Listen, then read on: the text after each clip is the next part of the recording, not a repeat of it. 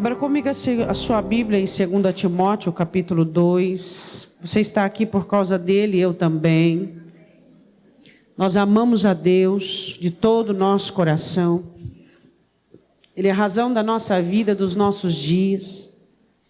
Nele está a nossa essência. 2 Timóteo, capítulo 2, versículo de número 11. Você foi trazido pelo Senhor, Ele quem te dá fome, sede da palavra, da presença dEle. É o que nós temos. Temos o Espírito e precisamos mais e mais do Espírito de Deus. 2 Timóteo capítulo 2, versículo de número 11. Palavra fiel é esta: que se morremos com Ele, também com Ele viveremos. Se sofrermos, também com Ele reinaremos. Mas se o negarmos, também Ele nos negará. Se formos infiéis, Ele permanece fiel. Não pode negar a si mesmo. Podemos assentar.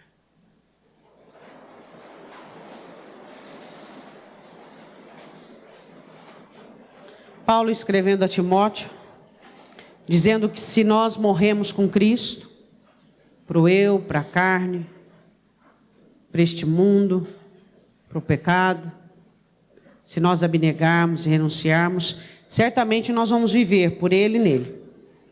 E se nós sofremos e passamos por agruras e dificuldades nessa vida, certamente com Ele nós reinaremos. Mas ele diz assim, ele termina dizendo, se nós formos infiéis, Ele permanece fiel, porque Ele não pode negar a si mesmo. Eu quero meditar com você nesta noite sobre 3 alianças salvíficas. 3 alianças que todo crente tem que ter com Deus. E se eu e você faltarmos em uma dessas alianças, certamente nós não temos cumprido aquilo que de antemão foi planejado para cada um de nós. Ao morrer na cruz, Jesus Cristo firmou um pacto e uma aliança de formar filhos para Deus.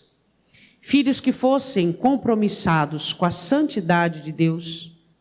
Filhos que fossem compromissados com a soberania de Deus. E filhos que seriam compromissados com o Deus da promessa. E nós vamos falar sobre essas 3 alianças que salvam o homem. E nós vamos começar pela aliança de santidade. E eu sei que eu e você temos vários exemplos na Bíblia de pessoas que tiveram alianças com Deus de santidade. Mas uma delas que tanto me chama a atenção, como chama a sua atenção, eu quero que você vá comigo em Daniel capítulo 1.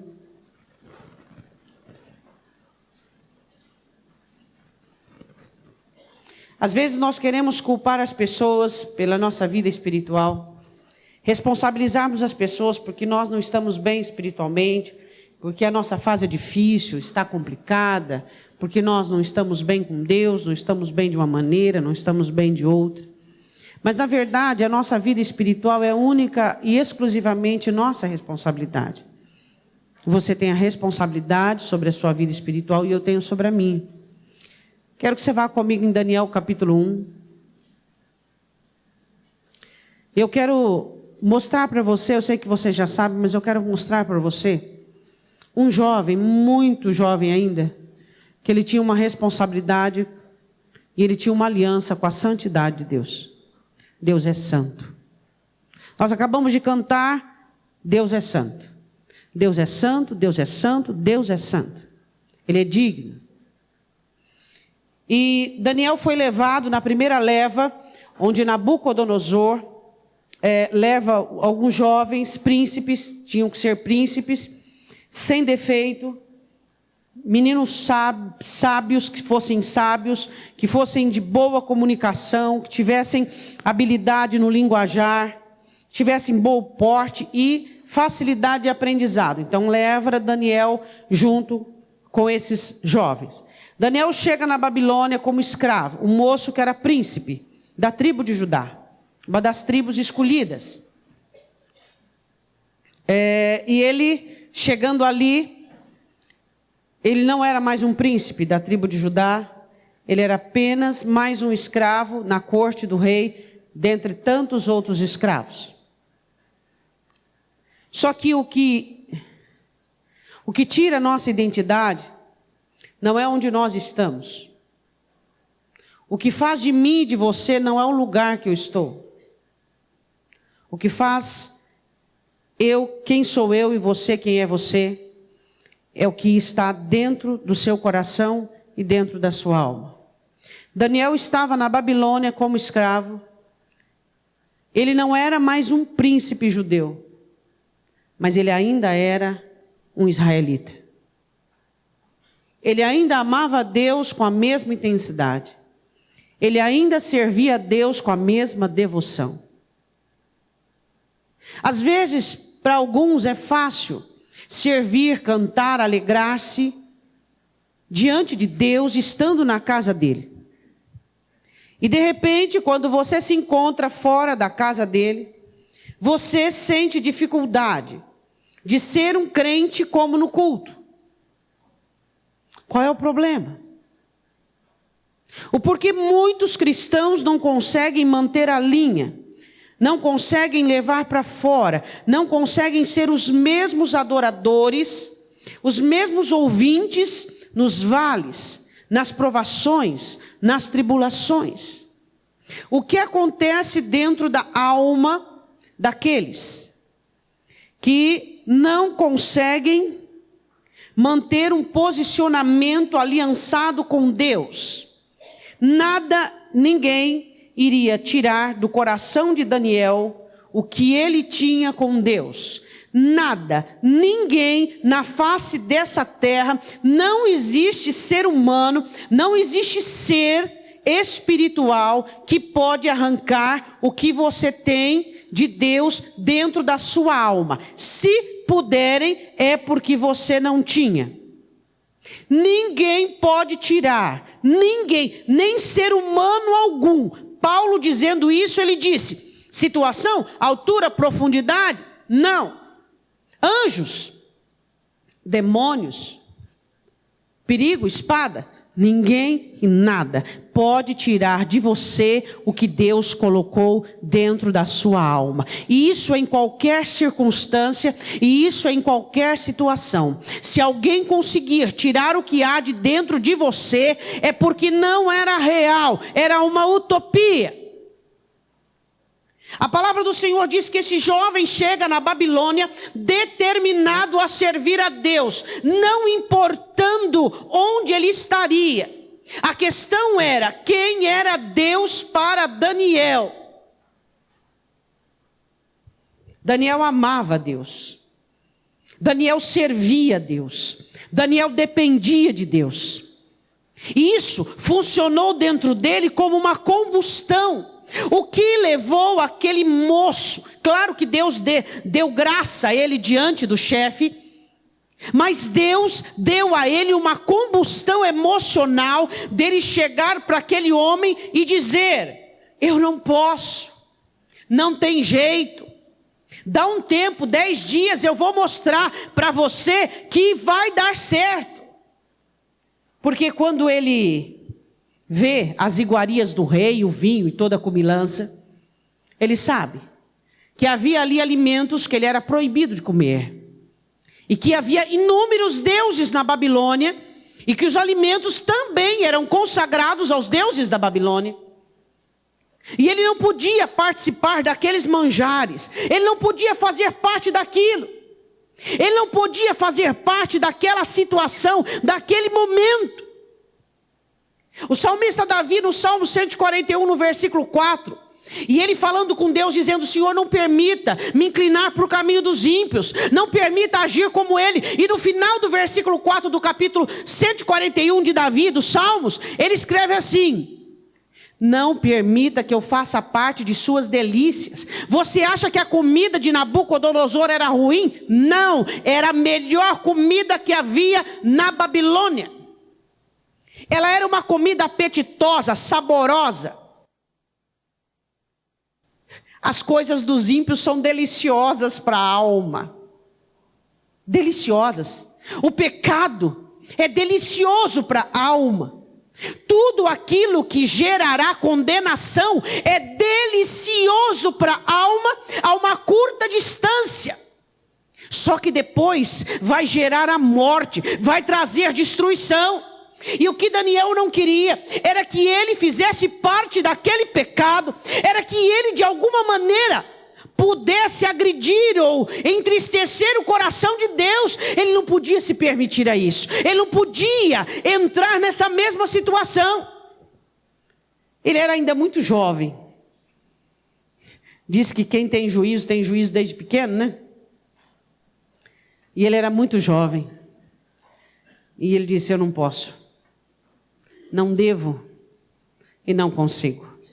Daniel capítulo 1, versículo de número 8. E Daniel propôs no seu coração não se contaminar com a porção das iguarias do rei, nem com o vinho que ele bebia. Portanto, pediu ao chefe dos eunucos que lhe permitisse não contaminar. Você não precisa abrir em Levítico. Você quer abrir? Pode abrir, fica guardado aí em Daniel. Vamos lá em Levítico capítulo 11, vamos lá. Vai lá comigo rapidinho.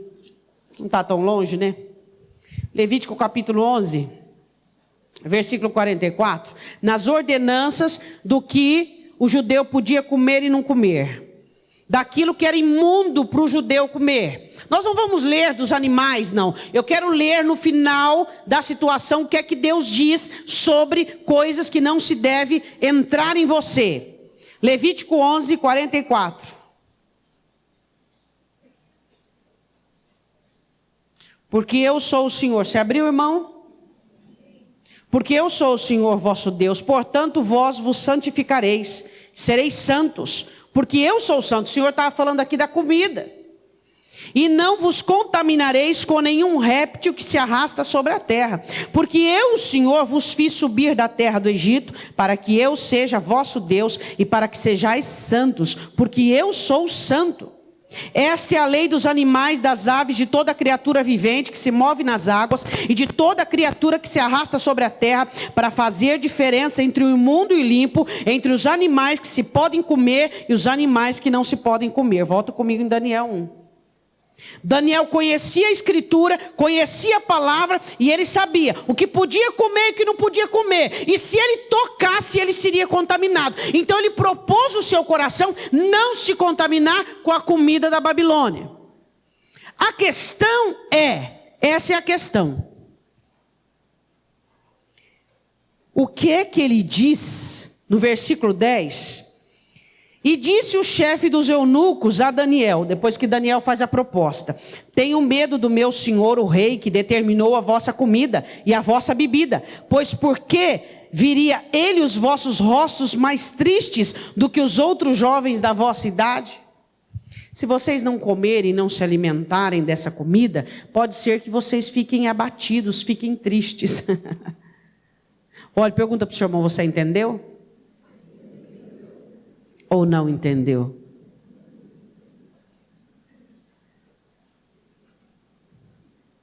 Será que o porquê eu não devo, porque eu não posso, porque não é recomendável, porque é pecado, eu fico triste por isso?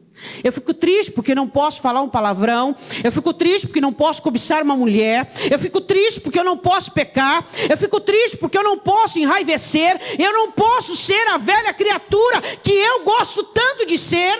Será que nós ficamos abatidos porque eu sou obrigado a perdoar? E eu estou engasgado aqui dentro de mim, eu fico chateado, aborrecido. Dá para você ver na minha cara que eu estou contrariado. Eu não quero, não vai, não desce. Quantas vezes você observa os crentes abatidos e contrariados, porque as ordenanças de Deus lhes são pesadas, porque eles estão forçados no evangelho. Eles estão, mas não estão. Não há alegria, não há prazer. O mordomo diz assim: vocês ficaram tristes, os rostos de vocês ficaram abatidos. Você fica abatido, meu irmão, quando Deus te manda perdoar? Você fica abatido quando Deus te manda virar a face, andar a segunda milha? Você fica aquele crente trunfado, embezegado, aquele crente que não vai nem a porrete? Por quê? Porque as ordenanças de Deus vai contra tudo aquilo que você quer fazer? Aí Daniel responde e diz: não, você está enganado. Faz um teste conosco 10 dias. Você vai ver que nós vamos estar mais viçosos, mais alegres, mais gordos, mais prontos, mais fortes. Mais fortes.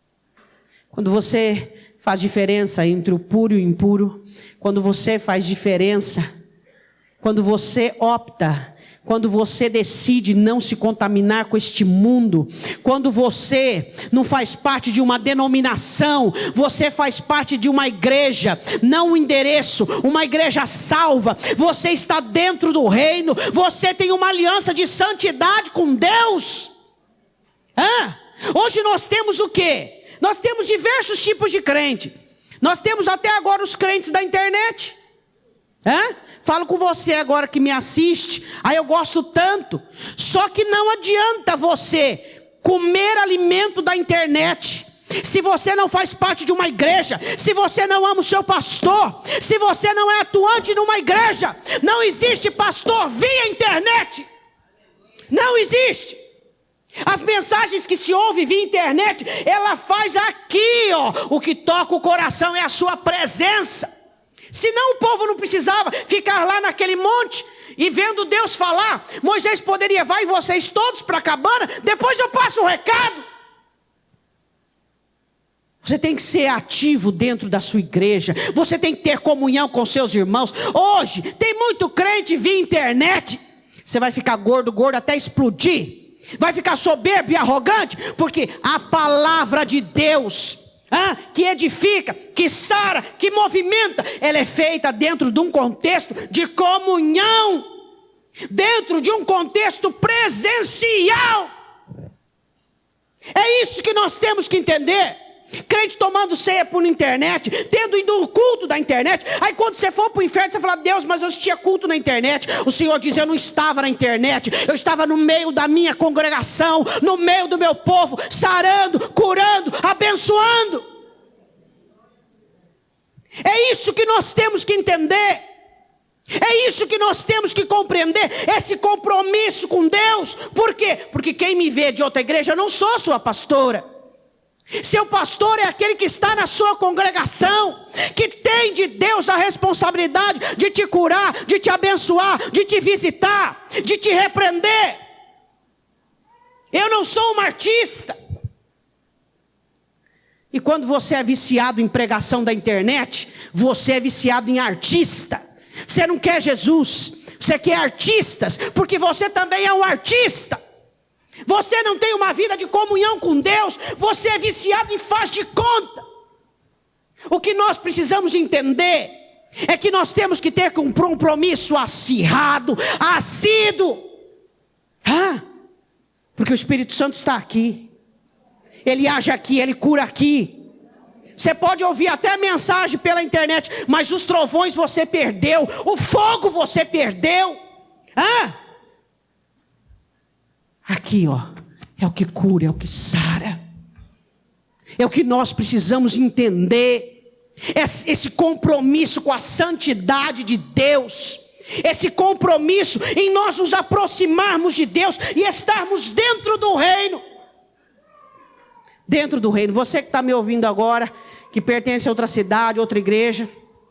Eu não sou sua pastora.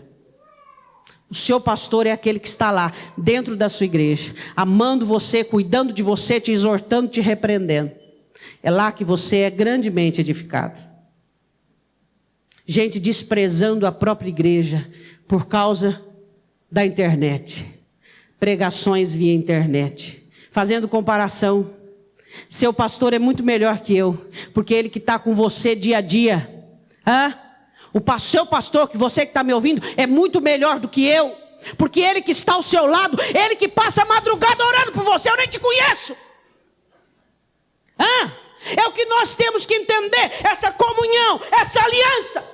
Pessoas que desprezam o que Deus lhes dá, achando que assim tem compromisso com Deus. Jesus vai vir buscar os crentes que frequentam as igrejas, que são assíduos, que estão dentro do reino. Os crentes que são aliançados, que são firmes, determinados, que estão dentro, que vestem a camisa. E não esses que andam por aí descompromissados. Deu para você entender, meu irmão? É o que Deus quer de nós. É o que Daniel entendeu. Que ele tinha que ter uma aliança com Deus de santidade.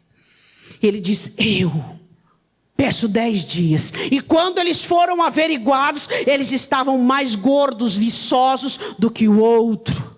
Do que qualquer um. Quando você se alimenta da palavra de Deus, quando você faz parte da congregação, quando você tem comunhão com o seu irmão, diante dos olhos de todos, você está mais forte, mais gordo, mais pronto. Quando você faz parte da sua congregação, quando você é alimentado aos pés do Senhor Jesus, dentro da sua igreja. Davi disse, Senhor, foi na congregação que eu me encontrei em todos os meus males. Você precisa entender algumas diferenças. Não se contamine com as novidades do mundo. Não se contamine com o modernismo. Não se contamine com aquilo que o mundo oferece. Hoje a facilidade, a permissividade, está muito fácil ser crente. Está muito fácil ser crente, meu irmão.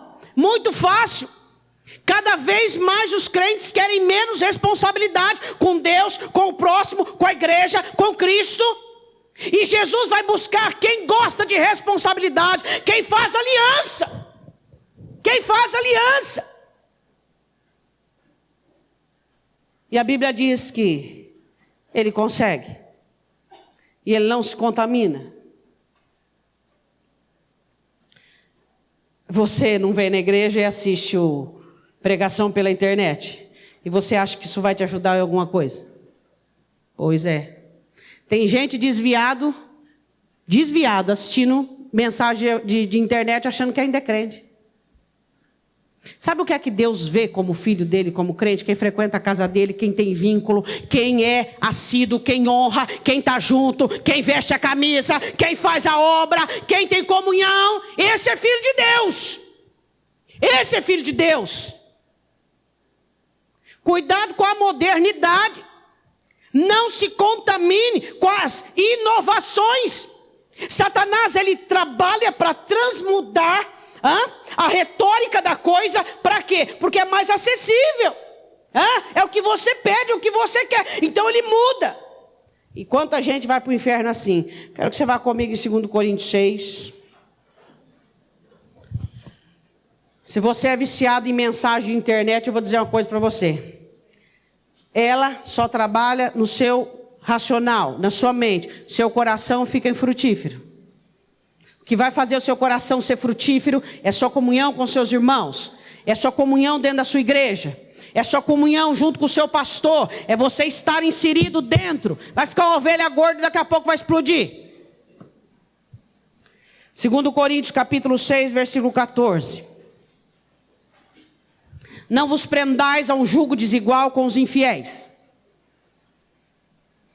Porque que sociedade tem a justiça com a injustiça? Que comunhão tem a luz com as trevas? E que concórdia há entre Cristo e Belial? Ou que parte tem o fiel com o infiel?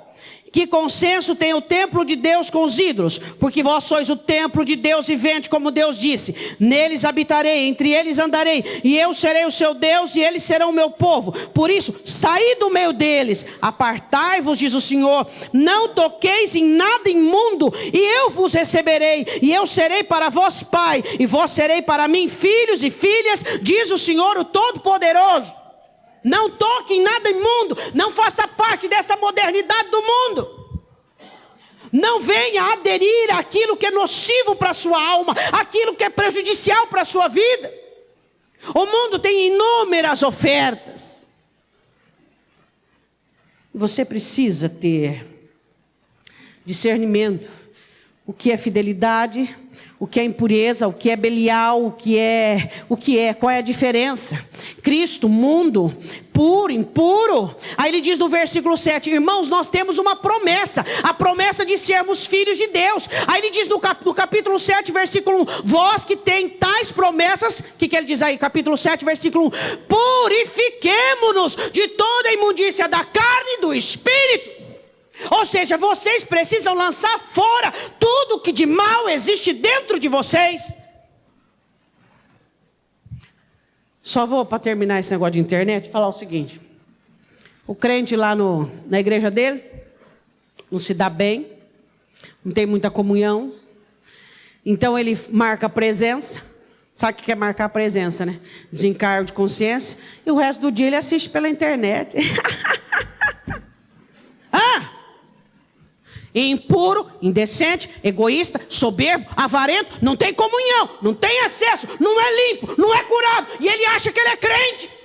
O que te faz crente é esse atrito de irmão com irmão, ter que perdoar, ter que amar, ter que virar a face, andar a segunda milha, é isso que te faz crente. Se Deus tivesse o interesse de poupar você de atrito, Ele nos colocaria no meio de anjos, e nós vivemos no meio de seres humanos, diferentes de nós, com mais defeitos, menos defeitos, para que nós possamos nos converter. Essa diferença que leva à conversão, essa flexibilidade que você vai aprender a ter, a conviver com gente diferente, a conviver até com o joio, e não se contaminar. Aí você marca a presença e o resto você assiste na internet. Aí vamos ver se Jesus vai voltar pela internet. Fica esperando. Vê se Jesus vai voltar pela internet. Jesus vai vir buscar uma igreja sem mancha, sem mácula, sem ruga. Uma igreja que está firmada sobre a rocha. Uma igreja onde um dá vida pelo outro. Uma igreja onde os crentes estão unidos. Mas aí ele teve um probleminha não sei com quem, o outro probleminha não sei com quem. Então eu marco presença, o resto eu faço pela internet. Vai ficar casado pela internet para ver se o seu cônjuge vai aceitar.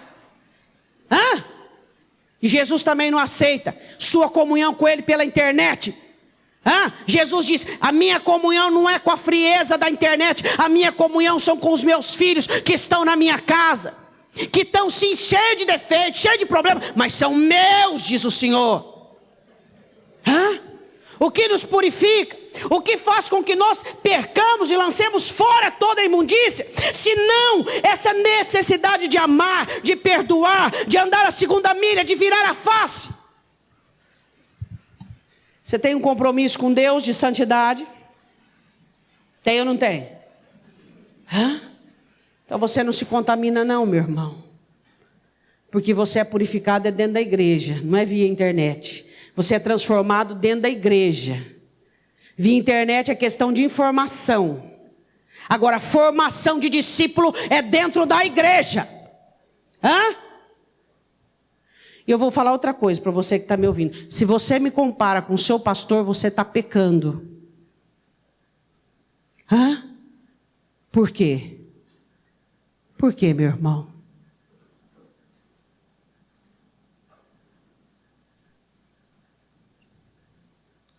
Porque Deus dá pessoas especiais.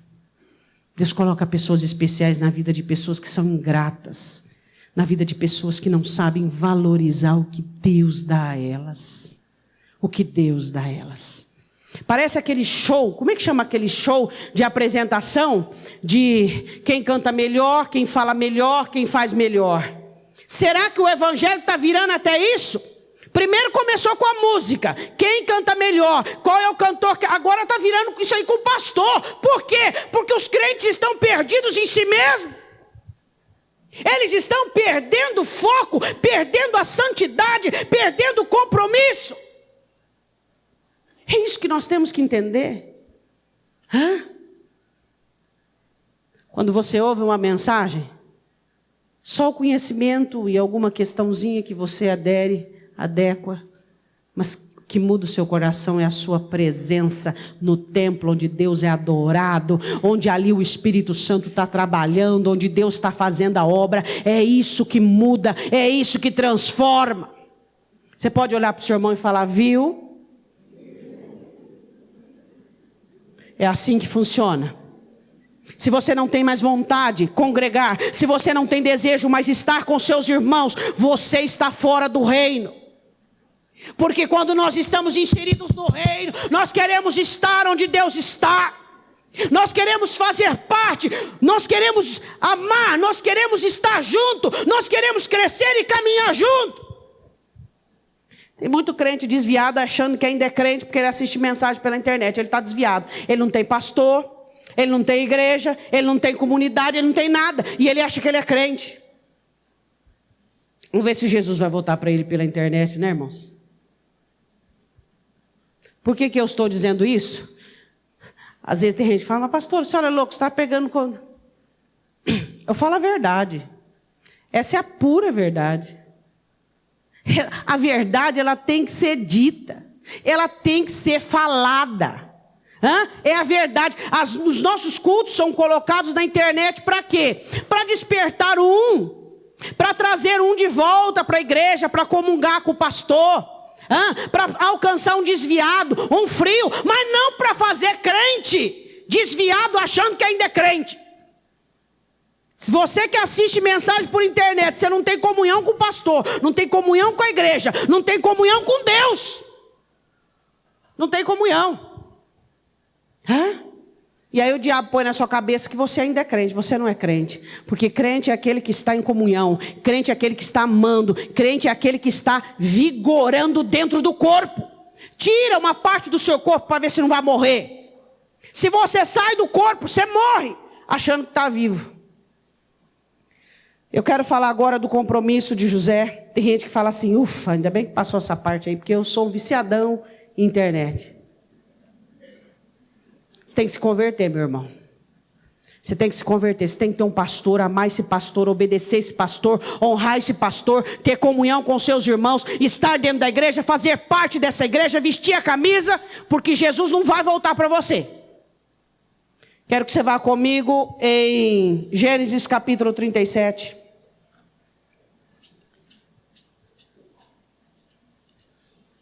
Acerta os teus ponteiros com a tua igreja. Acerta os teus ponteiros com os teus irmãos, acerta os teus ponteiros com o teu pastor. A Bíblia diz assim, que Daniel tinha um compromisso de santidade com Deus, ele não se contaminou com nada, mesmo que aquilo tinha uma aparência boa. E eu quero falar agora sobre José. Ele tinha uma aliança com a soberania de Deus. Ele tinha coração para receber sonhos e coração para sofrer. Você tem coração para sofrer? Tem gente que é dolorido demais. Não tem parte do teu corpo que é dolorido, então tem crente que é dolorido inteiro. Não pode fazer nada para ele que ele trinca. E não tem como refazer, porque é de barro, barro duro, seco, o negócio é quebrar, jogar fora. É assim? Não, não é. Tem que ser refeito, tem que refazer. Você tem que ter um coração para sofrer, porque você leu inicialmente. Se nós sofrermos com ele, certamente reinaremos. Se nós o negarmos, ele não pode negar, porque ele é fiel, e se formos infiéis, ele permanece fiel. Você é fiel a ele? Na santidade? Você tem se guardado? Você tem se compromissado com a santidade estando no mundo? Você tem se compromissado vivendo no mundo, mas sendo de Cristo, como Daniel? Não deixando se contaminar com as iguarias deste mundo, com as delícias deste mundo, a prostituição, a carne, a cobiça e todas as concupiscências que combatem contra a sua alma, se preservando, seja onde você estiver, você é de Deus, como Daniel. José era um jovem de 17 anos quando recebera da parte de Deus sonhos. E ele conta para os seus irmãos e conta para o seu pai, e ele não foi compreendido. A Bíblia diz assim, que esse moço tinha uma aliança com a soberania de Deus. Nenhuma vez ele colocou em dúvidas sobre o que Deus tinha para ele. Deus tem sonho para você? Prepare-se para sofrer. Não existe realização de sonhos sem sofrimento. Pastor, o que é sofrimento?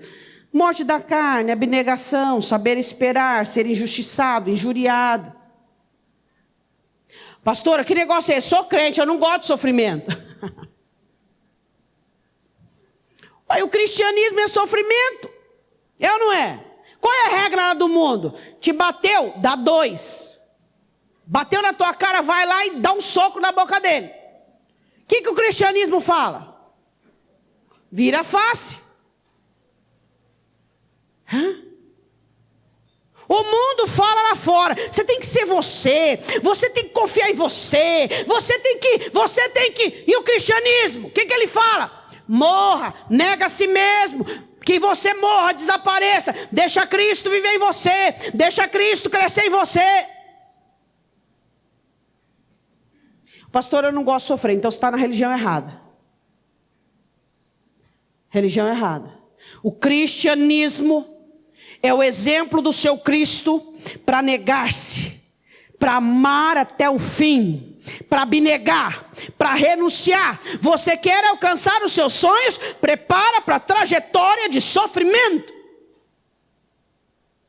Pastor, eu sou crente e não sofro. Isso é uma outra situação.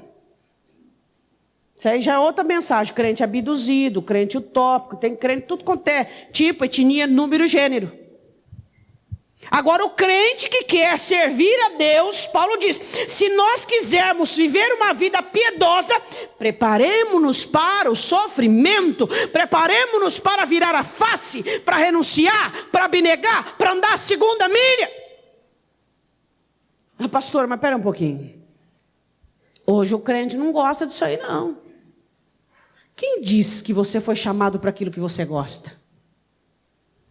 O seu desejo está lá na cruz, vai perguntar por ele, está lá cravado na cruz. Seu querer está cravado. Não está, pastora, está comigo, então você não é crente. Seu desejo tem que estar cravado na cruz, sua vontade cravada na cruz, sua personalidade cravada na cruz. E o que há em mim? Vontade de Cristo, desejo de Cristo, abnegação de Cristo, mandamento de Deus, é o que deve existir dentro do seu coração, para que você tenha uma aliança com a soberania de Deus.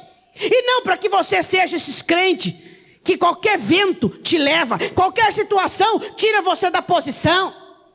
Onde você achou que Deus estava com você, hoje você não sabe mais. Onde você dizia, eu quero para o céu, hoje você fala, não sei, depende. Nós não podemos ser oscilantes, irmãos, nós temos que ser constantes. Você tem que confiar que Deus é soberano, que não importa o que está acontecendo com você. José foi vendido pelos seus irmãos, José foi preso injustamente, em nenhum momento ele duvidou que Deus era soberano. Pastora, mas eu já sofri tanto e eu não alcancei os sonhos que Deus tem para mim. Pois é, tem o sofrimento dos caminhos do Senhor e tem o sofrimento dos atalhos. Os do caminho do Senhor não te enfraquece. Os do caminho do Senhor, Ele te fortalece, Ele te sustenta, Ele entra com socorro. E os caminhos, o sofrimento dos atalhos, você não chega a lugar algum. O que José sofreu? Nada que correspondesse ao pecado dele. Nada que correspondesse ao titubeio dele. Nada que correspondesse a qualquer erro dele. O que ele sofreu foi aquilo que estava ao lado, ao redor, mas sofrimento que são causados por você mesmo, tem a sua digital, seu DNA, tem a sua marca ali. Agora, quais são os sofrimentos que nós devemos passar para alcançarmos os sonhos e os projetos? O sofrimento que Deus determina, que são provocados pelo ser humano, que nada tem a ver com você. Isso é a cruz, isso é o espinho, isso é para modificar você, para melhorar você. Mas os crentes são fabricantes de sofrimento, fabricantes de dores. A Bíblia diz que ele foi vendido pelos seus irmãos, no capítulo 37, versículo 28. Passando, pois, os mercadores, você achou Gênesis 37, 28? Midianitas tiraram e alçaram José da cova e venderam José por 20 moedas de prata aos ismaelitas, os quais levaram José ao Egito. Vendido como escravo. Esse moço chega, começa a trabalhar numa casa, a casa de Potifar. Capítulo 39. E a mulher de Potifar o tenta vários dias. E quando ela segura na roupa dele, ele foge, larga a roupa para fora. E eu acho muito interessante, no capítulo 39, versículo 9, você vê já quase homenzinho falando, e ele diz algo. Podia estar aqui um moço revoltado. Você se revoltou com a injustiça que fizeram com você? Pois é. Quantas injustiças já fizeram com você? Mas o Senhor não disse que você passaria por injustiça? Por que você se revoltou? Por que você se revoltou? Ele passa por injustiça, mas ele não se revolta.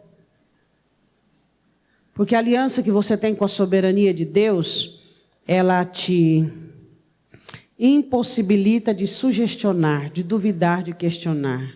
Quem tem aliança com a soberania de Deus não é um questionador. Ele não fica questionando, ele fica dizendo, mas bem que poderia ser assim, mas será que? Mas ele não fica.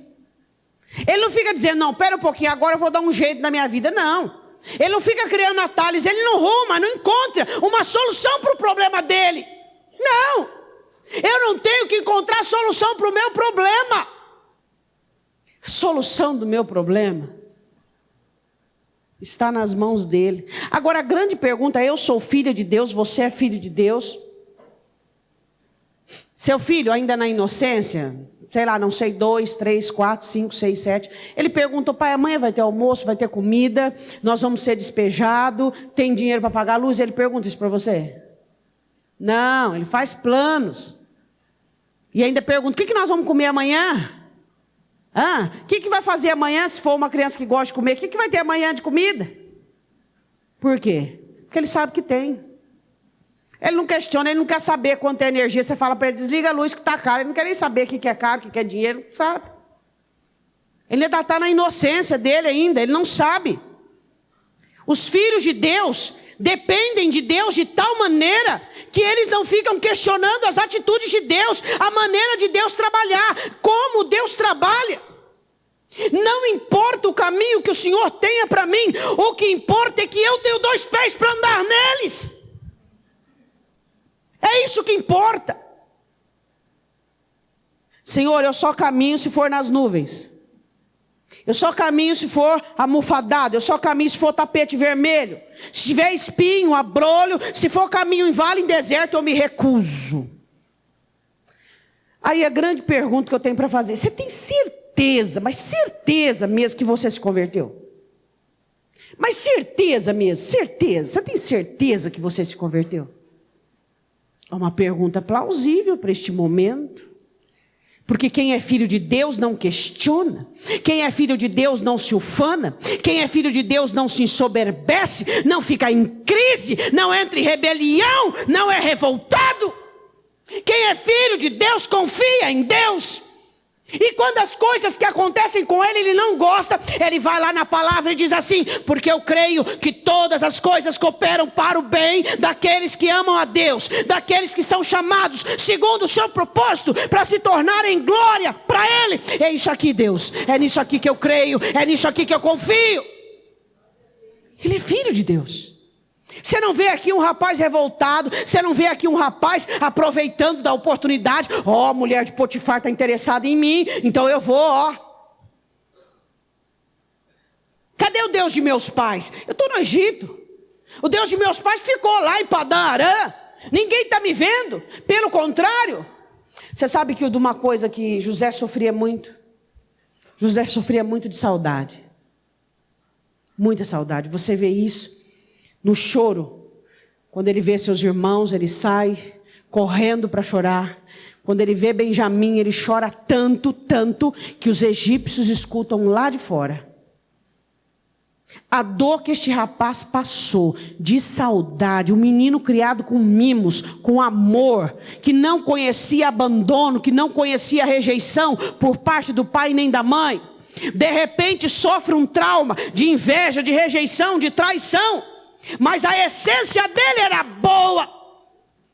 Esse negócio de dizer, pastor, eu sou mal pelo que fizeram comigo. Não.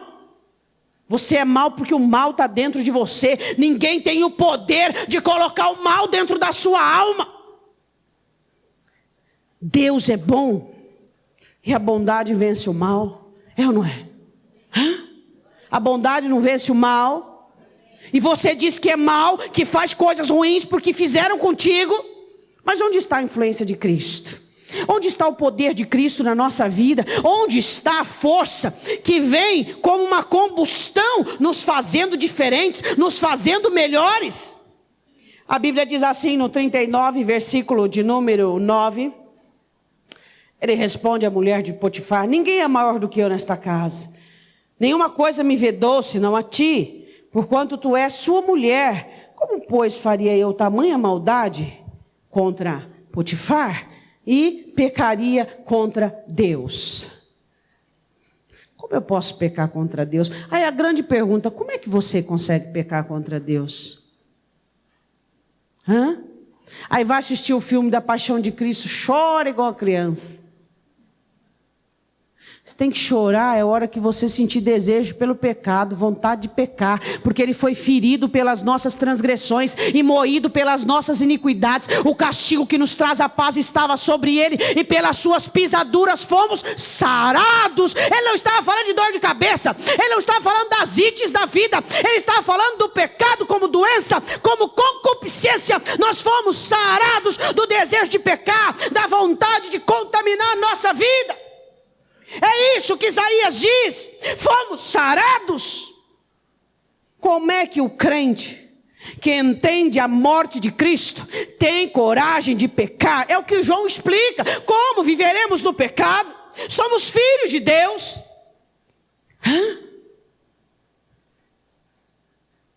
E José, como eu pecaria contra Deus? Quero que você vá comigo no 41, versículo 5. 51 e 52, 41, 51, 52. Quando ele tem os dois filhos dele, aconteceu o seguinte: quando José, ele se apresenta a Faraó, ele tinha 30 anos de idade. Dos 17 aos 30, quantos anos demorou para cumprir o início da profecia na vida dele? 13. Quantos anos ele tinha quando seus irmãos se prostraram diante dele? 39. Faz aí a conta, você que é bom de matemática, dos 17 aos 39, quanto que dá? Quanto que dá? 22 anos? Para cumprir a promessa. Você está achando que é para o dia, para a noite? Ele se apresenta a Faraó com 30 anos, passa 7 anos de seca. Então ele já está o quê? Com 37. Aí os seus irmãos aparecem para ele quando ele tinha 39 anos, quando ele lembra do sonho. Mas aqui, quando ele ganha 2 filhos da parte de Deus, ele homenageia os seus filhos com a história dele. E a primeira parte da história dele é: Deus me deu Manassés, ele me fez esquecer do meu trabalho, meu cansaço, meu desgosto e da casa de meu pai. Ele curou meu coração das minhas feridas, das minhas dores, da minha saudade. Eu não tenho amargura, eu não tenho ressentimento, eu não tenho nada dentro de mim. Deus é soberano? É, pastora. O porquê você não depende de Deus, o porquê você não consegue confiar na soberania de Deus, porque você ainda tem muitos traços ruins e nocivos do que te aconteceu. Perdoa. Pastor, eu perdoei, mas eu não consigo voltar a ser eu mesmo. Eu não consigo retornar. Parece uma coisa, eu sei o nome dessa coisa. Qual é o nome dessa coisa? Que alguns dizem que ele tem rabo e chifre. Quem é essa coisa que não te deixa ter o óleo, a unção, a engrenagem para você retornar, para você fazer a vontade de Deus? É o diabo. É o diabo. Por quê? Porque você acha que perdão é você. Não, meu irmão. Você só pode dizer que perdoou se você retoma o seu lugar inicial, se você volta o seu posicionamento de compromisso, de santidade, de amor, de abnegação. Então eu perdoei. Do contrário, é balela de crente. É balela de crente. A mulher diz: eu perdoei meu marido, mas Eu não consigo ser a mesma, então não tem perdão. Só acontece o perdão quando você consegue ser o mesmo. Ainda tem questõezinhas, não houve perdão. A Bíblia diz que José perdoou. E quem confia na soberania de Deus não tem lugar para resquícios de amargura, de rancor, de sentimentos tais. E o segundo filho que ele teve disse: Efraim, Deus me fez crescer na terra da aflição. Sabe por que tiririca é ruim de matar? Se arranca, nasce, arranca, nasce, arranca, nasce. Porque ela está acostumado com solos ruins. Ela está acostumado com seca. Ela não é regada. Ela não recebe adubo. Ela é acostumada com solos ruins, com situações adversas. Então ela adquiriu uma força, uma teimosia. Traduzindo, você é forte não quando você diz o que você quer para quem você quer. Não, porque eu sou uma pessoa forte, pastora. Eu falo o que eu penso. Não, você não é forte, você é maluco. Anda pelado pela rua. Todo mundo tem que ver o que você pensa. Eu sou uma pessoa forte, porque eu sou uma pessoa que eu me posiciono, eu me coloco, eu não deixo, Sabe quando você é forte? Quando você consegue crescer na terra da aflição. Aí você diz: eu sou marrudo. Qual foi a palavra de Moisés, a bênção de Moisés para José? Moisés diz assim: José é um ramo frutífero, é um ramo que foi plantado junto do muro, mas ele subiu e atravessou e passou para o outro lado. Mesmo que os seus irmãos lhe flecharam o coração, ele conseguiu vencer. Essa é a profecia e a bênção que Moisés deu a José. José é um ramo frutífero. Quando é que você é forte? Não é quando você está vivendo em situações agradáveis, não. Você é forte quando Deus permite que você passe por situações adversas, por situações difíceis. Ali você não é regado, ali você não tem adubozinho, não tem mimo, não tem consolo, mas você estende as suas raízes lá para o fundo e vai buscar o seu manancial de águas. Qual é o nome dele? Jesus. E ali você aguenta firme, meu irmão, aquela situação e frutifica, porque você crê na soberania dele. Agora tem crente que vem um temporário: estou tremendo, não vai dar, vou desistir, vou parar, Você está na rocha ou está na areia? O que te acontece? Te molda? Vou perguntar de novo. As coisas que acontecem com você, o exterior te molda, mexe com você, muda a sua direção? Então escuta o que eu vou te dizer. Boa noite, irmãos, graça e paz. Eu gostaria de apresentar para vocês Jesus Cristo. Jesus Cristo morreu na cruz do Calvário para salvar você, para tirar você do pecado, para mudar a sua vida, para te dar uma vida nova, sarar você, abençoar sua família, curar você. Você precisa de uma mensagem dessa. Você precisa se converter. Por quê? Porque se as coisas que acontecem com você te moldam, Paulo diz: não vos conformeis com este mundo, não tome forma do que acontece com vocês, mas transformai-vos pela renovação do vosso entendimento. Crente convertido não importa a aridez, não importa o solo, o importa é quem está dentro dele. José tinha Deus onde ele fosse.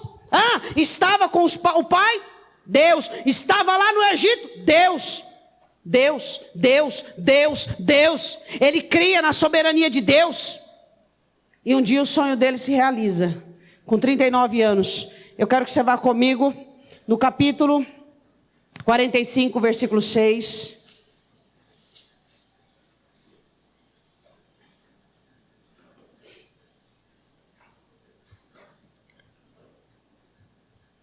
Primeiro vamos ler o 42, que é o cumprimento do sonho. Depois vamos ver o 45. 42, versículo de número 6. José, pois, era governador daquela terra, ele vendia a todo o povo, e os irmãos de José chegaram e se inclinaram-se a ele com o rosto em terra. Versículo de número 9. Então José, há 22 anos atrás, ele tinha 17, agora estava com 39. E aí? Por que ele alcançou o que sonhou? Porque ele teve coração não para sonhar apenas, mas para sofrer, pagar o preço dos sonhos. Agora sim, no 45, olha as palavras que ele diz aos seus irmãos. Você me magoou, você me ofendeu, me venderam, é que eu valho 20 moedas, é isso que eu valho. Já viu sermão de crente ofendido?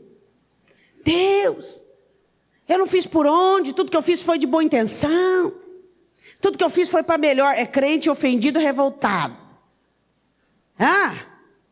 Tudo eu fiz de bom, fiz com boa intenção. Olha aí que eu estou levando, olha a paga que eu estou levando. Crente revoltado, meu irmão. Olha aqui um crente curado que sonha e tem coração para sonhar. Ele diz assim no capítulo 45. Não vos entristeçais, preocupado. Irmãos, vocês não fiquem tristes, não olhem para mim, não sinta culpa e nem remorso, não. Não fiquem tristes. Né? Olha assim para o seu irmão e fala, eu estou precisando ver isso, fala. Ver crente convertido, eu estou precisando ver crente convertida. Crente, que ele me ofendeu, e eu chego para ele e falo, irmão, não fica triste porque você me ofendeu, não. Irmão, isso foi, assim, propósito de Deus, permissão do Senhor. Deus te... Não fica triste, meu irmão, não fica triste. Não fica triste, pastor, eu quero acabar com ele. Eu quero que Deus desse a mão nele. Eu ainda vou ver Deus pôr a mão nele. Estou esperando, pastor, estou esperando. Sentei na arquibancada, estou esperando. Estou assim, ó. Diante de Deus, Senhor, não estou trabalhando, não estou envolvido, porque estou esperando. Enquanto a sua mão não pesar, eu não vou, Senhor, não vou, Senhor. Que isso? Você é crente? Você tem certeza que você é crente? Não, você tem que ter certeza que você é crente, porque a situação aqui não está boa para o teu lado, não, meu irmão. Hein? Fica na arquibancada esperando a derrota do outro, esperando o outro se dar mal. José olha para os irmãos que o venderam, que o invejaram, para os irmãos que tiraram ele da presença carinhosa e amorosa do pai, onde ele passou muitas noites chorando e sofrendo. Não fiquem tristes, não olhem para mim e sintam culpa. Não pese, não entristeçais, nem pese o coração de vocês. Não pese os vossos olhos por me haverdes vendido para cá, porque para a conservação da vida, Deus me enviou adiante de vós. Quem confia na soberania de Deus, não vê gestos humanos, mas vê ação divina. Quem confia na soberania de Deus, não se atenta para gestos humanos. Não tem esse negócio, fizeram comigo, porque doeu, porque me ofenderam, porque me traíram, porque me magoaram. Não, ele vê a ação de Deus, o trabalhar de Deus na vida dele, é o que interessa para ele. Agora esses crentes de meia pataca, olha o que fizeram comigo, olha o que falaram para mim, olha o que fizeram, me arranharam, me magoaram, me entristeceram. Você tem certeza que você crê que Deus é soberano? Que o que aconteceu com você foi para te dar uma lição, te moldar, te ensinar, te pôr no prumo, te pôr na forja, te fazer melhor. Pastora, mas eu fiquei pior, por quê? Por causa da revolta. Soberbo, arrogante, revoltado. Por quê? Porque se a situação ruim tira o ruim de você, e tira, é porque tinha. Foi o diabo que o colocou, é porque tinha. O diabo fez uma trama, o diabo fez um laço, o diabo fez isso, o diabo, e aí o diabo, não, o diabo não tem poder para pôr nada em você, a não ser que já não tenha. Ele vai fazer uma dinâmica assim, mas se tem, é esse o poder de criação dele. Só saiu de você o que tinha. É o que acontece. Não fiquem tristes, não pese os olhos de vocês. Você tem raiva de alguém? amargura. Vou dizer de novo, tipo assim, sabe? Não, pastor, eu não tenho raiva. O crente é cheio de filosofia. Eu não tenho raiva, não tenho sentimento. Mas é o seguinte. Ih, danou. Ih. Já foi. Hã? O crente é limpo de coração. Porque ele vai ver Deus.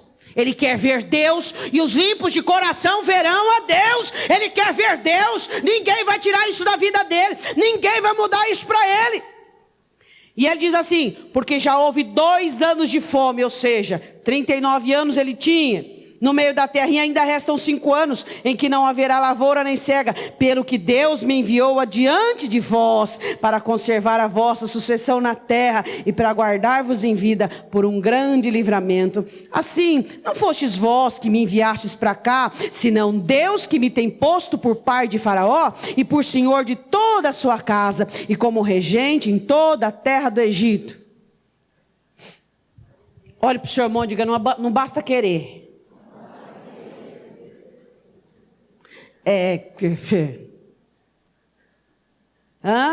Tem que ter coração para alcançar. Sonhar é bom, é importante, é maravilhoso. Deus coloca sonhos, Ele planta sonhos, mas você tem que ter poder para alcançar. Que poder, pastora? Que poder é esse? Que poder? Que poder? Eu quero poder. Poder? Poder para virar a face. Poder para andar a 2ª milha, poder para renunciar, poder para não ficar amargurado, poder para resistir à tentação como ele fez e não pecar. É esse poder que Deus quer que você tenha. É esse poder. Não, pastor, eu quero poder assim, sabe, para poder tirar demônio dos outros. Tira o seu primeiro. Tira o seu, que faz você pecar, que faz você odiar seu irmão, que faz você ficar soberbo, arrogante. Esse é o poder que João diz, nós temos o poder de sermos feitos filhos de Deus, onde Deus olha para mim e para você, e Ele vem dizer, esse é meu filho, essa é a minha filha, são vencedores numa terra, são vencedores em um mundo. Esse é o poder real, meu irmão. Porque até o macumbeiro tira o demônio dos outros. Daquele jeito, sabe? Ele apacenta, apazigua ali, vai embora para casa, não é verdade? Está lá estribuchando, vai lá no macumbeiro, já deu um jeito. Entrou mais 7, mas pelo menos acalmou aí, né? O poder que eu e você temos que ter é para vencer o pecado, é para vencer o mal, é para vencer tudo aquilo que o diabo tem posto diante de nós. Esse é o poder que Deus espera que nós tenhamos. José era poderoso, por quê? Porque quando tentado não caiu. Porque quando ele tinha razão para ficar magoado, razão para ficar ressentido. Razão ele tinha. Você tem razão para ficar magoado? Tem. Eu também tenho as minhas. Só que eu tenho algo maior na minha vida. Tenho uma missão. Eu tenho um sonho.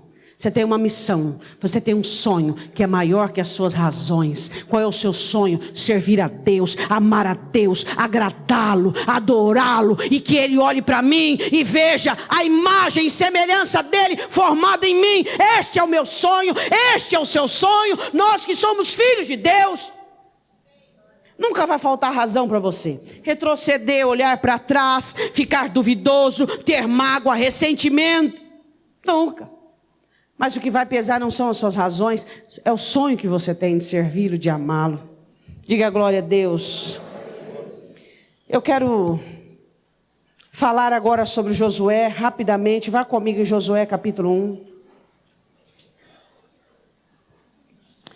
3 alianças salvíficas. Uma com a santidade de Deus, Daniel. Uma com a soberania de Deus, José. E uma com o Deus das promessas. Deus tem promessa? Quem é que aguarda as promessas de Deus aqui? Eu, você, todos nós. Só que para alcançar a promessa tem que ter ânimo. Ânimo, Josué capítulo 1, ânimo, ânimo, ânimo, ânimo, ânimo, ânimo. Olha para o seu irmão, vê se ele tem ânimo. Ânimo. Pastora, tem dia que eu fico desanimada. Eu também. Não é só você, isso não é um privilégio só seu. Não. Você acha que é um privilégio só seu passar dias de desânimo? Não. Só que eu e você conhecemos um altar, não conhecemos? E conhecemos um Deus, não é mesmo? Um Deus que cura, um Deus que sara, um Deus que restaura, um Deus que abre o céu, um Deus que ministra, não é mesmo? Porque Deus não quer que nós sejamos super homens e super mulheres, não. Essa não foi a função do Espírito de Deus dentro de nós, não. E a Bíblia diz que Deus olha para Josué no capítulo 1, e Deus diz assim: eu sou o Deus da promessa, e você foi escolhido para levar este povo do deserto à promessa, à terra da promessa. Só que você tem que ter algo, isso é seu, você tem que ter ânimo. Ânimo. Eu entendo que existem pessoas que têm um ânimo um pouco mais baixo e sensível. São pessoas que o Espírito Santo age com muita misericórdia, amor, afinco e dedicação, curando-as, sarando-as. A Bíblia disse a Josué no capítulo 1, versículo 6, esforça-te e tem bom ânimo, porque tu farás a este povo herdar a terra que jurei a seus pais que lhes daria. Aí o Senhor diz de novo para ele: tão somente esforça-te e tem muito bom ânimo, para teres o cuidado de fazer conforme toda a lei que... que é? Peraí, não sei se eu estou lendo certo. Ânimo para obedecer a palavra, é isso? Ânimo para não desviar da palavra. Eu achei que era ânimo tipo assim: oh, glória a Deus, amanhã é segunda-feira. Oh, glória a Deus, amanhã é sexta-feira. Oh, que bom, recebi um aumento. Oh, que bom, conquistei um novo negociante. Oh, Deus abriu a porta para mim de um novo empreendimento. Não é isso? É isso ou não é? Ânimo para quê?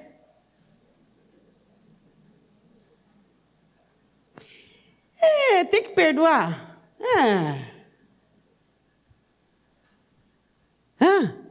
Tem que fazer isso aí, tem que cumprir. Mas é difícil ser crente. Não, pelo amor de Deus, é muito difícil ser crente. Ânimo para quê? Ânimo para ter a palavra na boca, na mente, para não desviar-se dela nem para a direita, nem para a esquerda, para esforçar-se para cumprir o mandamento. Este é o ânimo que eu tenho que ter e que você tem que ter. Quando a gente fala em ânimo, a gente pensa que é aquela sensação da nortripilina, da fluoxetina. Que é ânimo da fluoxetina, é só tomar uma. Da nortripilina, toma uma, 2, 10. O Red Bull, sei lá eu, não sei. Ou então faz bastante ginástica, libera endorfina e tenha ânimo. Qual é o ânimo do qual ele estava falando? Ânimo para servir, ânimo para obedecer, ânimo para crer, ânimo para não se desviar da palavra. Mas tudo é difícil, obedecer é difícil, amar é difícil. Que palavra dura, que palavra dura. Nossa, o Senhor me repreendeu, glória a Deus, porque você ainda é filho dele. Porque se você não fosse filho dele, meu irmão, não está nem aí com você. Deus só se você nessa noite falar: não, pelo amor de Deus, podia ter ficado em casa, né? Só me repreendeu, você é filho dele. Se você não fosse filho dele, você não estaria aqui. Você estaria em casa, na frente da televisão, assistindo Fantástico, qualquer porcaria. Deus repreende os filhos dele. Ele te ama. Quando Deus não te repreender mais, fica com o cabelo em pé, porque a coisa está feia para o teu lado.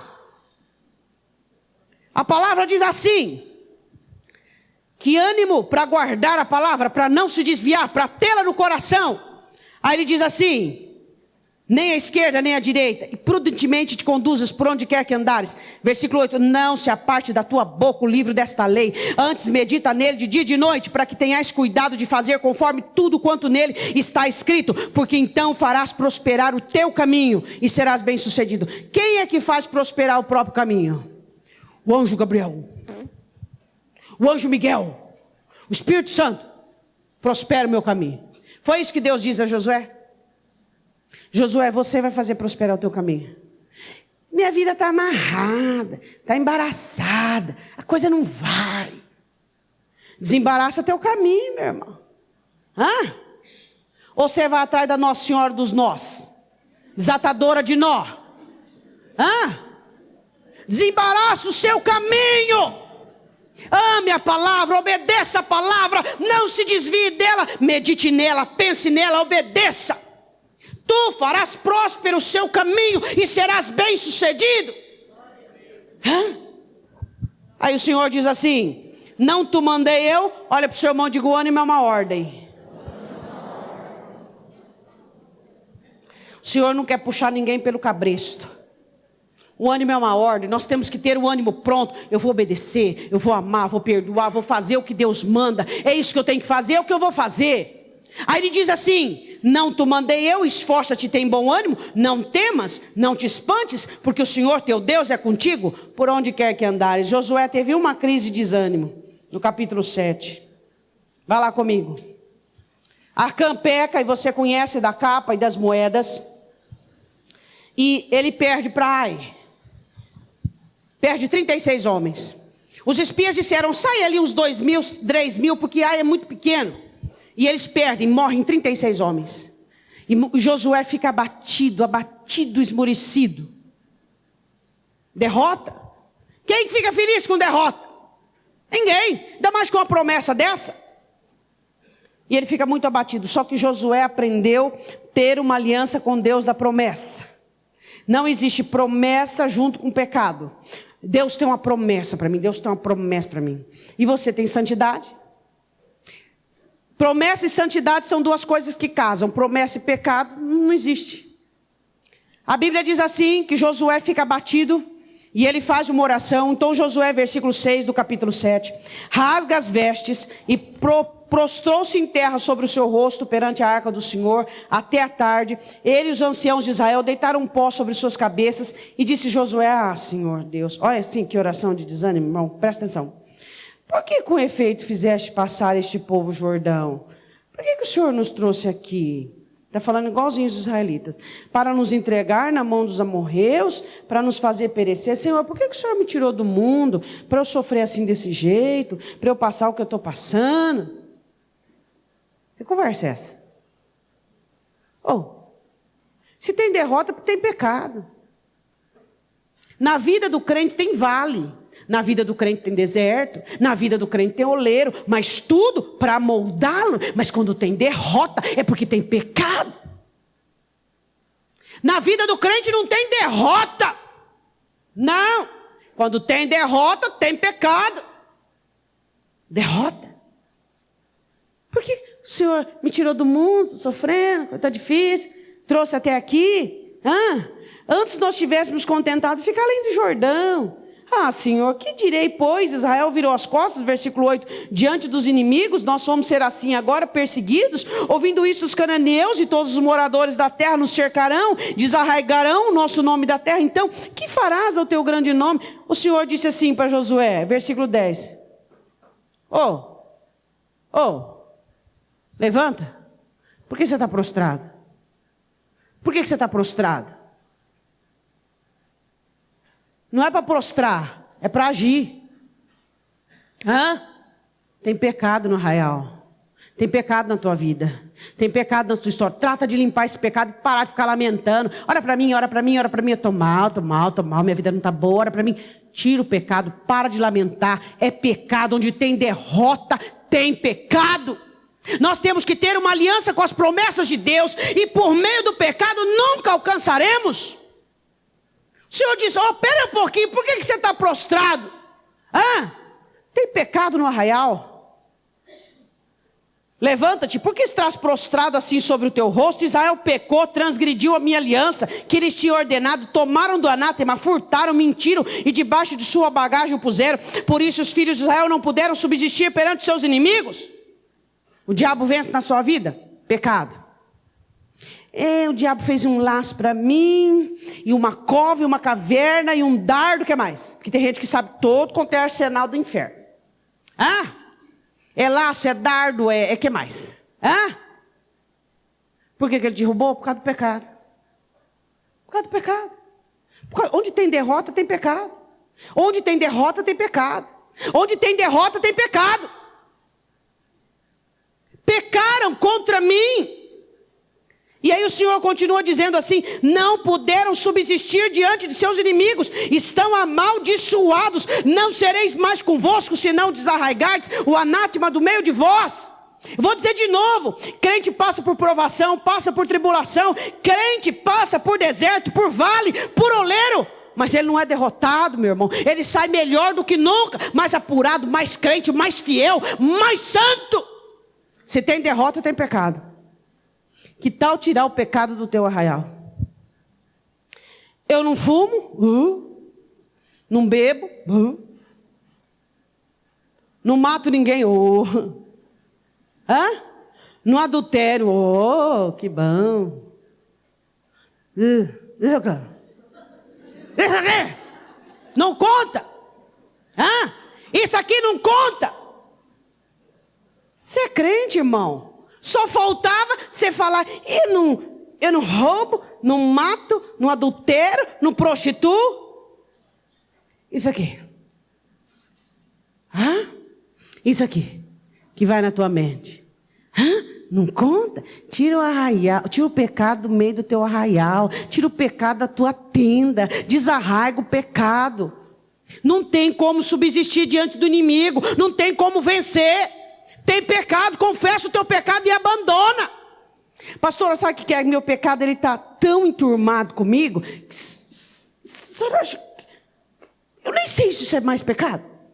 Estou pensando bem em tirar esse meu pecado da galeria do pecado e colocar assim, coisa de gente, de ser humano.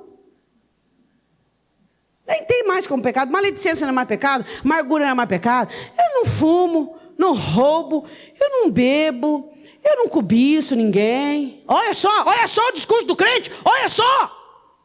A coisa está feia, meu irmão. A coisa está feia. Você vai dar conta de toda a palavra da tua boca. Você vai dar conta dos teus pensamentos. Você vai dar conta do teu sentimento, da amargura que você contemplou. Tira o pecado do meio do teu arraial. Senão você vai continuar vendo e enfrentando derrotas. Derrota, eu sou aposentado.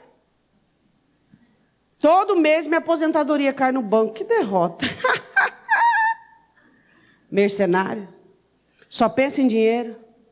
Acha que vencedor é quem tem dinheiro. Você vai querer estar lá? Fala a verdade, irmãos. Eu vou querer estar lá. Eu vou estar. E você também. Engraçado. Interessante. Eu não te conheço. Eu não te conheço. Mas como? Como assim?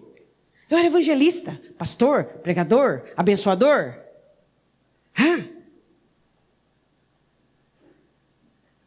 Não te conheço. Te conheço.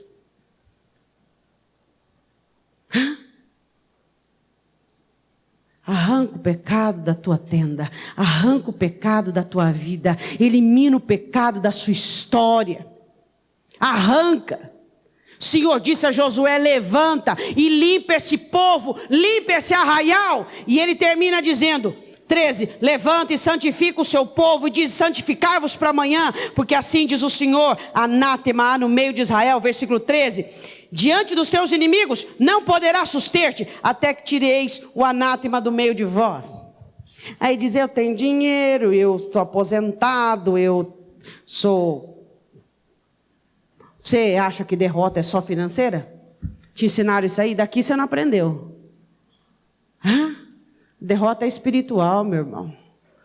O diabo vence você quando te tenta e você cai, quando te convence e você cede. Isso é derrota. Não é você estar de bolso vazio. Derrota é você perder sua alma. Viu? Derrota não é você estar doente. Derrota é a sua alma estar enferma. Isso é derrota. É o diabo saber que qualquer coisinha ele te tenta, te derruba e te consome. Isso é derrota. 3 alianças salvíficas que te salvam: com a santidade de Deus, com a soberania de Deus e com as promessas de Deus. Daniel, com a santidade de Deus. José, com a soberania de Deus. E Josué, com as promessas de Deus. Nunca mais Josué teve uma crise de desânimo. Nunca mais. Porque ele entendeu que quando tem derrota, tem pecado. Eu quero que você feche os seus olhos. Eu não sei se você sai daqui nesta noite contente ou triste, mas eu também não estou importando com isso não. Eu só quero ter a certeza que você entendeu o que Deus falou com você. Eu só quero ter a certeza que se eu partir hoje, ou você, tanto você pode ir no meu velório quanto eu no seu, e a nossa consciência estar limpa. É só isso que eu quero saber. Você pode orar e falar com Deus. Você pode dizer: Senhor, eu quero renovar minha aliança de santidade contigo. Eu não quero mais contaminação deste mundo. Você tem que dizer para o Senhor: Senhor, eu quero renovar minha aliança com a tua soberania. Como José, eu quero poder sonhar, mas eu quero também o sofrimento dos sonhos.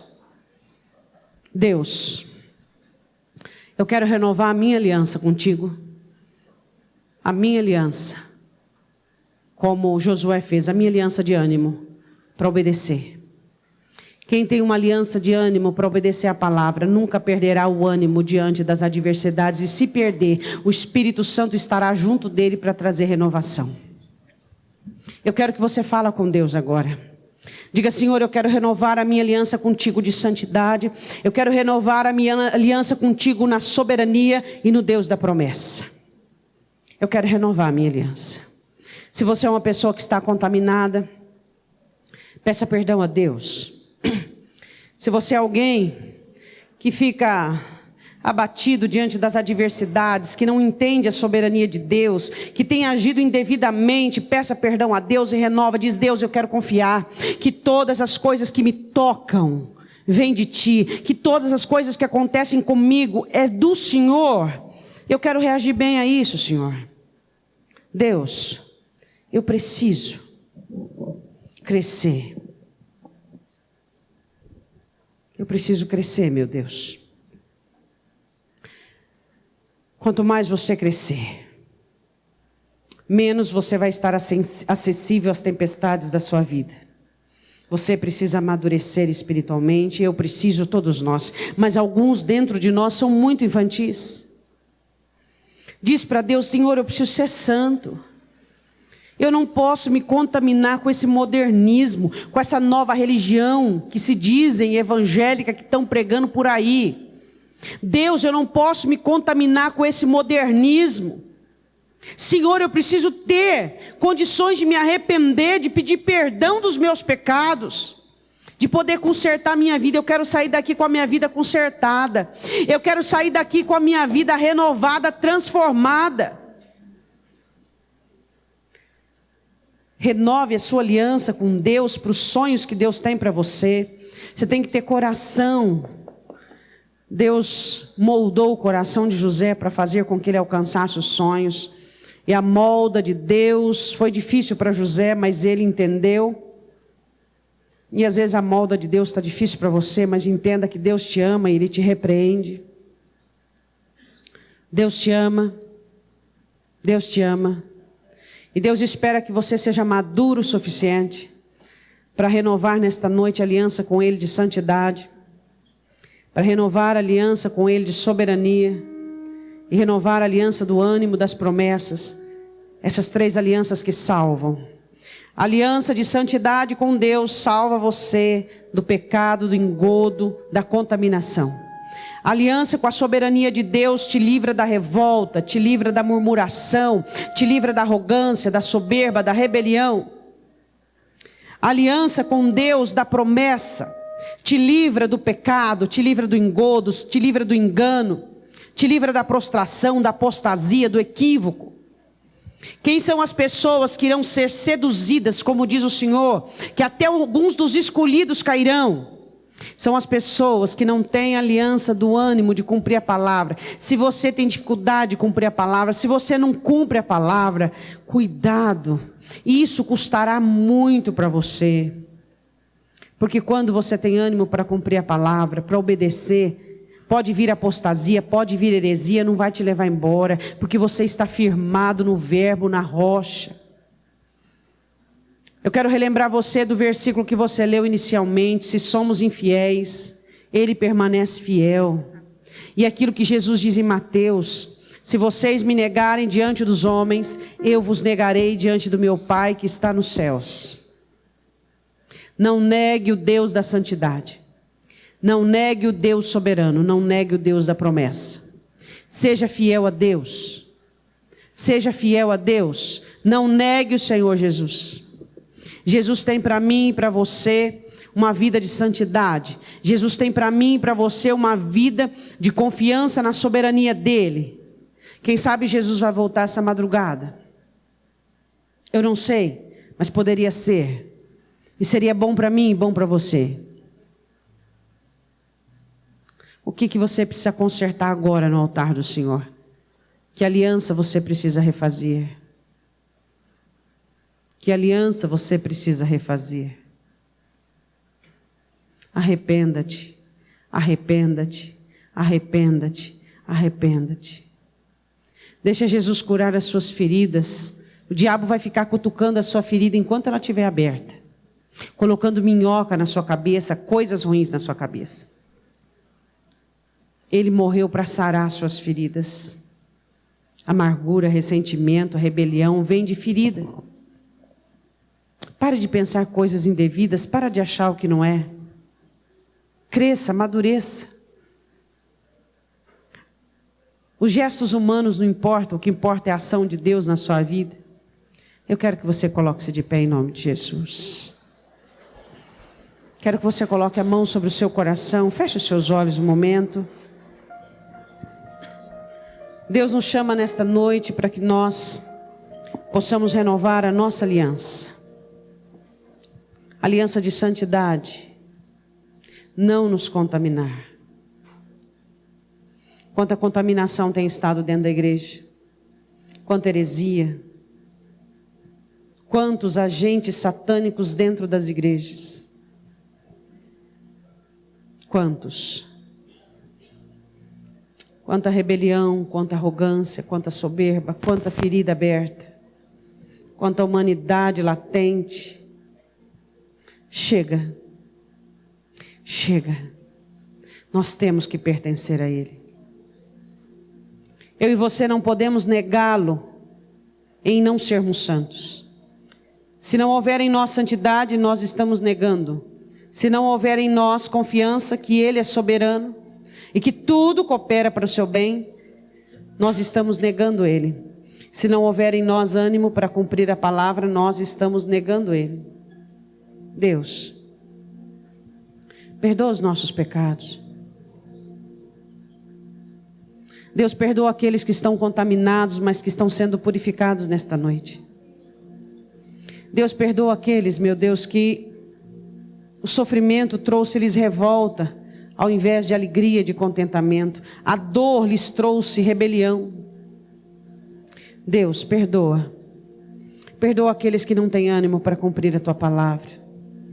Perdoa aqueles que têm ânimo, Senhor, para ganhar dinheiro, que têm ânimo para viver bem, para desfrutar de todos os benefícios da cruz, mas não tem ânimo para obedecer, não tem ânimo para fazer valer a Tua palavra. Perdoa, Senhor.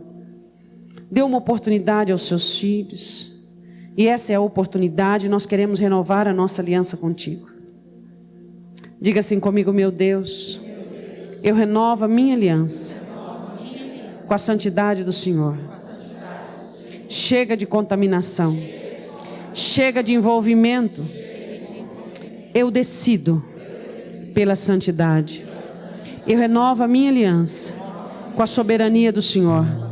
Não haverá em mim lugar para revolta, para ressentimento, feridas abertas e amargura, porque eu sei que todas as coisas vêm de Ti para me moldar, para me transformar. Eu renovo a minha aliança com ânimo para cumprir a Tua palavra, porque eu sei que se houver em mim ânimo para obedecer, nenhuma adversidade irá tirar de mim o ânimo para me tornar um vencedor.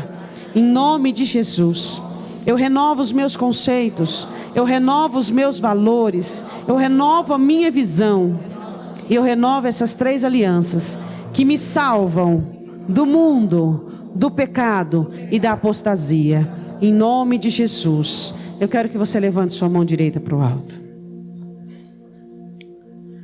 Deus, em sinal de confirmação e recepção da tua palavra, eu abençoo essas mãos que se levantam, que assumem um compromisso, porque receberam a tua palavra. Esteja com eles, Espírito, para fazer com que eles cumpram o mandamento, para fazer com que essa semente venha frutificar sobre o coração de todos eles. Em nome do Senhor Jesus, que o Senhor possa continuá-los abençoando pela palavra do Senhor, do teu reino, como um fermento, como a tua palavra diz, que o reino dos céus é comparado a um fermento escondido em 2 medidas de farinha. Deus, que esta palavra possa trazer uma fermentação santa, que possa produzir frutos que sejam para a tua glória, Pai, porque os teus filhos renovaram aliança de santidade com a tua soberania e com as tuas promessas, em nome de Jesus. Diga amém.